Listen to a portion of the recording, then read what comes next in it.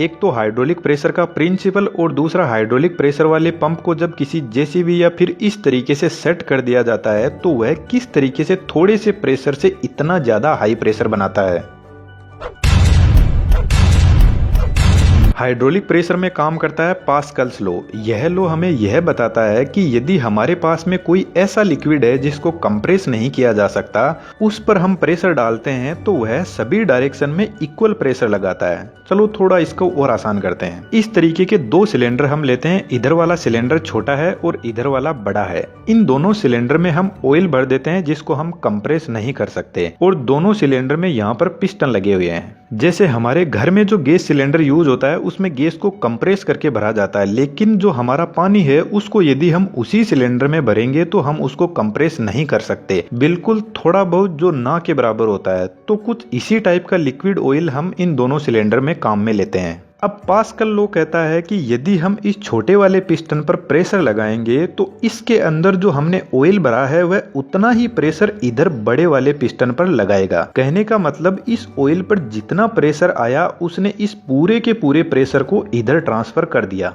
देखो यहाँ पर आगे थोड़ी एकदम सिंपल सी कैलकुलेशन यूज हुई है। यदि आपने कभी पढ़ाई नहीं भी की है तो आप उसको आसानी से समझ जाओगे, पर कंटिन्यू देखते रहना। प्रेशर का एक फॉर्मूला होता है फोर्स अपॉन एरिया। इस फॉर्मूले को हम थोड़ा आसान करते हैं। यह जो इधर छोटे वाला सिलेंडर है इस पर हम कुछ ना कुछ फोर्स लगाते हैं। मान लेते हैं हम फोर्स लगाते हैं 10 न्यूटन का। न्यूटन फोर्स की यूनिट होती है। चलो थोड़ा और सिंपल करते हैं इसको। 10 न्यूटन को छोड़ो, आप तो यह मान लो कि यह 10 किलो का वजन हम इधर इस पिस्टन पर रख देते हैं। तो इधर छोटे वाले पिस्टन पर अब 10 किलो वजन जितना फोर्स लग रहा है। अब जब 10 केजी का वजन इस छोटे वाले पिस्टन पर लग रहा है तो इस पिस्टन का कुछ ना कुछ एरिया भी होगा। और मान लेते हैं ये छोटा सिलेंडर है तो इसमें छोटा पिस्टन है और छोटा पिस्टन का एरिया 2 मीटर स्क्वायर है। अब यदि हम इस फॉर्मूले से प्रेशर निकालेंगे तो हमने फोर्स 10 केजी वजन जितना लिया है और एरिया 2 मीटर स्क्वायर। तो फॉर्मूले में वैल्यू रख देते हैं और इसे काट पीट कर सोल्व करते हैं तो हमको प्रेशर मिल जाएगा 5 न्यूटन पर मीटर स्क्वायर। है ना एकदम आसान।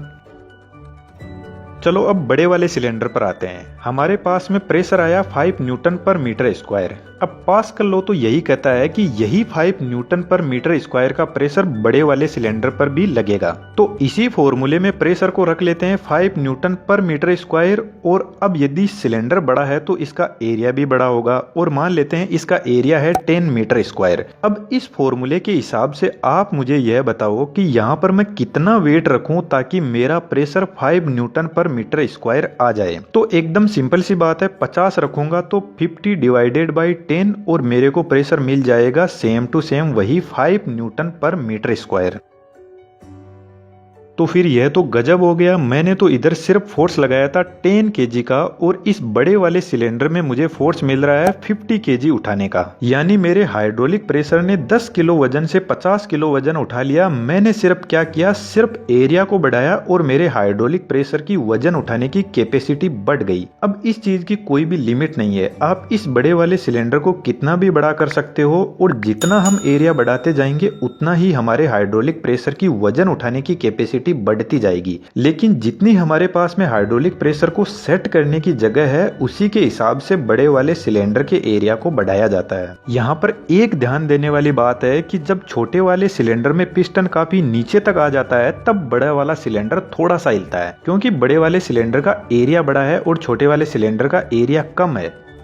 अब हम थोड़ा आगे बढ़ते हैं और इसी प्रिंसिपल को यूज में लेकर हम यह देखते हैं कि जब इस हाइड्रोलिक पंप को किसी जेसीबी या क्रेन में इंस्टॉल कर दिया जाता है तो यह कैसे काम करता है। यहाँ पर टोटल मेन 4-5 कंपोनेंट्स होते हैं। सबसे पहले होता है ऑयल टैंक। जैसे कोई जेसीबी या फिर क्रेन है तो उसमें बहुत सारे हाइड्रोलिक प्रेशर वाले पंप लगे रहते हैं, तो उसमें बड़ा ऑयल टैंक होता है जिसमें ऑयल भरा रहता है। उसके बाद में आता है पंप। यह पंप इस ऑयल टैंक से ऑयल को पंप करता है और इस पंप को रोटेट करवाने के लिए या तो 3 फेज इंडक्शन मोटर की जरूरत पड़ती है या फिर यहाँ पर कोई इंजन भी हो सकता है। जैसे जेसीबी में इंजन से ही इस पंप को घुमाया जाता है। और लास्ट में आता है यह सिलेंडर जिसमें पिस्टन लगे रहते हैं किसी भी वजन को उठाने के लिए। अब जब यह पंप घूमना शुरू करता है तो यह ऑयल को इन पाइप्स की हेल्प से प्रेशराइज करने लग जाता है और यह ऑयल ऊपर उठता है धीरे धीरे। लेकिन यहाँ ऊपर से दोनों सिलेंडर वाले वाल्व बंद है, तो जब यह दोनों वाल्व बंद रहते हैं और यहाँ पर प्रेशर ज्यादा बढ़ जाता है तो यह प्रेशर रिलीजिंग वाल्व ओपन हो जाता है और ऑयल वापस टैंक में जाने लग जाता है, यहीं पर घूमता रहता है। और यह जो कंडीशन होती है यह न्यूट्रल कंडीशन होती है हाइड्रोलिक प्रेशर की।